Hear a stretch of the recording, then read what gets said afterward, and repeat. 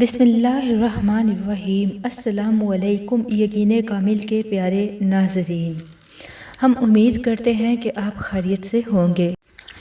Video کا آغاز اس دعا سے کرتے ہیں کہ اللہ تبارک تعالی ہم سب کی ہر پریشانی کو آسانی میں بدل دے، اور وہ لوگ جو تمام مسلمان جو تنگ دستی میں مبتلا ہیں، اللہ پاک ان کی تنگ دستی کو دور فرمائے، اور وہ لوگ جو بیماری میں مبتلا ہیں، اللہ پاک تمام بیماروں کو شفائے کاملہ عطا فرمائے۔ اللہ تبارک تعالی تمام امت مسلمہ پر رحم فرمائے، اور اللہ تبارک تعالیٰ سے دعا کرتے ہیں وہ لوگ جو بے روزگار ہیں، جو لوگ پریشان حال ہیں، جو لوگ اولاد کی پریشانی میں مبتلا ہیں، جو لوگ کاروبار کی پریشانی میں مبتلا ہیں، وہ لوگ جو رشتوں کی بچیوں کے رشتوں کی پریشانی میں مبتلا ہے، اللہ پاک تمام کی پریشانی ہمارے پیارے نبی حضرت محمد مصطفیٰ صلی اللہ علیہ وآلہ وسلم کے صدقے دور فرمائے۔ اور آپ لوگوں سے التماس کرتے ہیں کہ آج کی ویڈیو کا موضوع بہت ہی قابل غور ہے، تو اسے توجہ سے سنیے گا، سماعت فرمائیے گا، اور بہت سارے اپنے دوستوں اور رشتہ داروں کے ساتھ ضرور شیئر کیجیے گا۔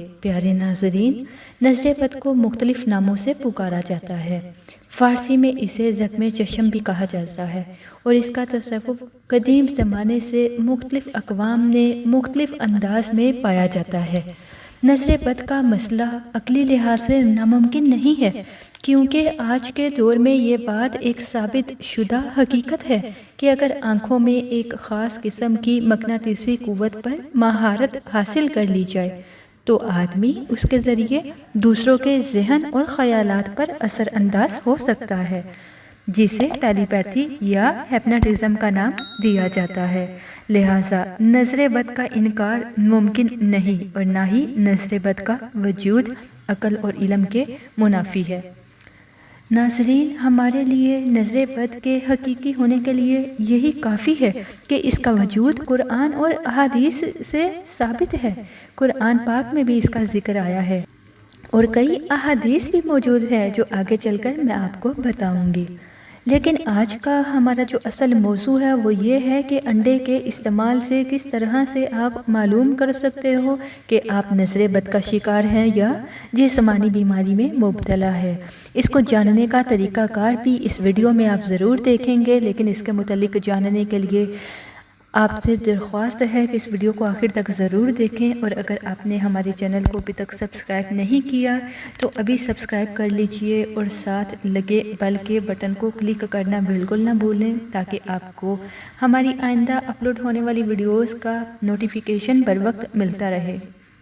دوستو، اسلام کے شروع زمانہ میں دشمنان اسلام نے حضور اکرم صلی اللہ علیہ وآلہ وسلم کو نقصان پہنچانے کے لیے عرب کے ان لوگوں سے خدمات لینے کا ارادہ کیا جو نظر لگانے میں شہرت رکھتے تھے۔ ان کا دعویٰ تھا کہ وہ جس چیز کو نقصان پہنچانے کے ارادے سے دیکھتے ہیں، ان کے دیکھتے ہی وہ چیز تباہ ہو جاتی ہے۔ اللہ تعالیٰ نے رسول اللہ صلی اللہ علیہ وآلہ وسلم کو ان کے شر سے محفوظ رکھا، اور ان بد نیتوں کے تمام حربے ناکام ہو گئے۔ ان کی اس شرم ریزی کو قرآن پاک کی سورہ قلم میں اس طرح سے بیان کیا گیا ہے، اور بے شک کافر لوگ جب قرآن سنتے ہیں تو ایسے لگتا ہے کہ آپ کو اپنی نظروں سے نقصان پہنچانا چاہتے ہیں، اور کہتے ہیں کہ یہ تو دیوانہ ہے۔ اس آیت میں نظر بد میں نقصان کی تاثیر ہونے کی طرف اشارہ ہے، جو کسی دوسرے انسان کے جسم اور جان پر اثر انداز ہو سکتی ہے۔ چنانچہ رسول اللہ صلی اللہ علیہ وآلہ وسلم کا ارشاد گرامی ہے، نظر کا لگ جانا حق ہے، اور آپ صلی اللہ علیہ وآلہ وسلم نے کودنے سے منع فرمایا ہے۔ ناظرین، اسی طرح سے حافظ ابن کثیر سورہ یوسف کی آیت 67 اور 68 کی تفسیر میں لکھتے ہیں کہ حضرت یعقوب علیہ السلام نے اپنے بیٹوں کو کہا تھا کہ شہر میں اس کے مختلف دروازوں سے داخل ہونا۔ ابن کثیر نے مختلف صحابہ کرام رضی اللہ تعالیٰ عنہ سے روایت کی ہے کہ حضرت یعقوب علیہ السلام نے ایسا اس لیے کیا کہ ان کو خدشہ تھا کہ ان کے بیٹوں کو نظر بد نہ لگے۔ قرآن کے علاوہ متعدد احادیث میں نظر بد کا ذکر ملتا ہے، جیسا کہ صحیح بخاری کی جلد 7 میں ام المؤمنین بی بی حضرت عائشہ رضی اللہ تعالیٰ عنہ سے روایت ہے کہ نظر بد کے اثرات کے خاتمہ کے لیے نبی صلی اللہ علیہ وآلہ وسلم نے معوذتین پڑھنے کی ہدایت کی۔ اسی طرح صحیح بخاری میں ہمیں ام المؤمنین بی بی ام سلمہ رضی اللہ تعالی عنہا سے بھی روایت ملتی ہے کہ ایک لڑکی کے چہرے پہ کالے نشان تھے۔ جب نبی صلی اللہ علیہ وآلہ وسلم نے اسے دیکھا تو ارشاد فرمایا کہ یہ نظر بد کا شکار ہے، اس پر دم کرو تاکہ اس سے نظر بد کے آثار ختم ہو جائیں۔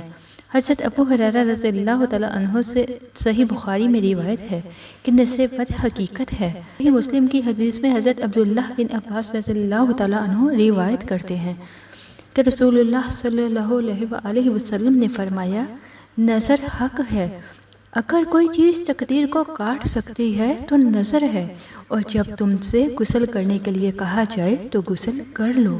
ناظرین، انسانی تاریخ میں ایسی ہزاروں واقعات ملتے ہیں جن میں انسانی آنکھ کی تخریبی یا منفی اثرات کا ذکر ملتا ہے۔ یہ واقعات کچھ داستانوں اور کچھ حقائق پر مبنی ہیں۔ انسانی آنکھ سے خارج ہونے والی منفی قوت یا منفی شعاؤں میں یہ اثر ہے کہ وہ کسی کی زندگی میں بہت مشکلات لانے کا سبب بن سکتی ہے۔ انسانی آنکھ سے جب منفی قوت خارج ہوتی ہے تو اسے عام اصطلاح میں نظر بد کہا جاتا ہے۔ نظر بد کی وجہ سے کوئی بھی انسان بیمار پڑ سکتا ہے اور ایک خوش قسمت ترین انسان دنیا کے بدقسمت ترین انسانوں میں شامل ہو جاتا ہے۔ ناظرین، نظر بد کی عمومی وجہ حسد ہوتا ہے۔ یہی وجہ ہے کہ عربی زبان میں نظر بد کو عین الحسود بھی کہا جاتا ہے۔ حسد ایک ایسی منفی قوت ہے جو دوسروں کی زندگی تک کو خطرے میں ڈال سکتی ہے۔ نظر بد ایسی منفی شعائیں خارج کرتی ہے جس سے متاثر ہونے والے انسان کے ارد گرد ہر وقت ایک منفی قوت کا دائرہ بن جاتا ہے۔ نظر بد لگانے والا دوسروں کے متعلق بری سوچ رکھتا ہے۔ ایسے شخص کی آنکھ دوسروں کی روحانی اور جسمانی نقصان کا باعث بنتی ہے۔ نظر بد کی وجہ سے ایک خوشحال اور کامیاب انسان کی زندگی بدقسمتی، صحت کے مسائل اور شدید بیماری کا شکار ہو جاتی ہے۔ کامیابی سے چلتا کاروبار ایک دم خسارے میں چلا جاتا ہے اور آخر اسے بند کرنے کی نوبت آ جاتی ہے۔ ایک امیر آدمی مختصر عرصہ میں غربت کی زندگی گزارنے پر مجبور ہو جاتا ہے۔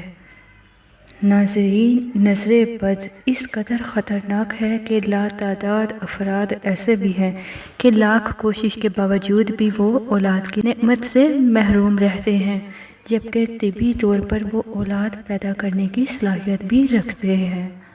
اولاد سے محرومی ایک بڑی وجہ ہے۔ ایسے جوڑے کا نظر بد سے شکار ہونا بھی بتلایا گیا ہے۔ اسی طرح وہ افراد جن کی مناسب عمر میں شادی نہیں ہو پاتی اور رشتوں کے انتظار میں عمر گزر جاتی ہے، اس کی ایک اہم وجہ اس لڑکی یا لڑکے پر نظر بد یعنی حسد کا بھی اثر ہوتا ہے۔ ناظرین، آئیے اب آپ کو وہ عمل بتاتے ہیں جس کے کرنے سے آپ یہ معلوم کر سکتے ہیں کہ آپ نظر بد کا شکار ہیں یا نہیں۔ کہیں ایسا تو نہیں ہے کہ آپ کو کوئی جسمانی بیماری ہے اور آپ اس کو نظر بد سمجھ رہے ہیں، یا آپ کو نظر بد ہے تو آپ اس کا علاج جسمانی بیماری کے لحاظ سے کر رہے ہیں۔ اس عمل کے لیے آپ کو ایک عدد انڈا چاہیے ہوگا اور ساتھ میں سبز دھنیا خشک کیا ہوا۔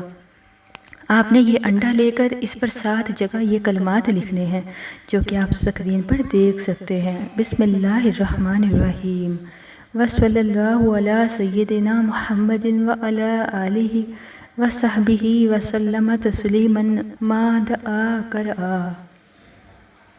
اور پھر اس انڈے کو آپ نے اپنی ہتھیلی پر رکھ کر اس کے نیچے خشک کیے ہوئے دھنیا کی دھونی جلانی ہے۔ اس دوران آپ نے سورہ اخلاص پڑھتے رہنا ہے، اور جب آپ کو محسوس ہو کہ انڈا کھڑا ہونے لگا ہے تو اس انڈے کو توڑ دیں۔ اگر آپ اس میں سرخ نشان دیکھیں تو جان لیں کہ آپ کو نظر بد ہے، اور اگر انڈے کے اندر سرخ نقطے یا نشان نہ ہو تو اس کا مطلب یہ ہوگا کہ آپ کو نظر بد نہیں ہے بلکہ جسمانی بیماری ہے۔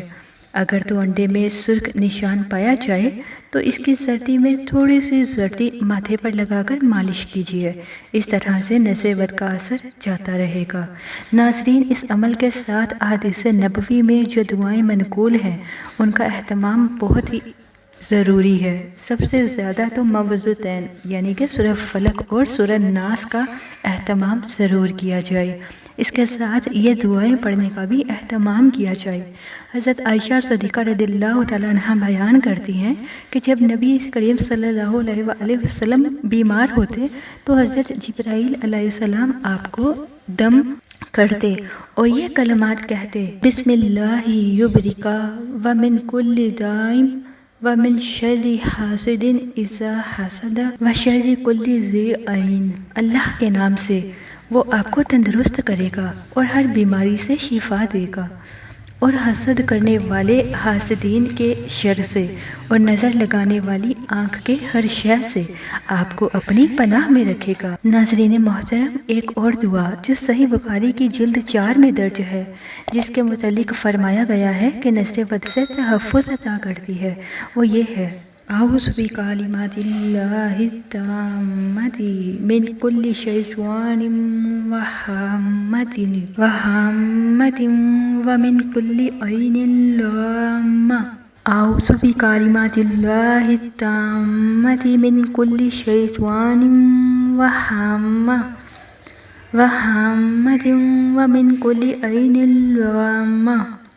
میں اللہ کے کامل کلمات کے ذریعے پناہ چاہتا ہوں ہر شیطان، زہریلے جانور اور ہر ضرر رساں نظر کے شر سے۔ صحیح بخاری۔ ناظرین، امید کرتی ہوں کہ آپ کو آج کی ہماری ویڈیو ضرور پسند آئی ہوگی۔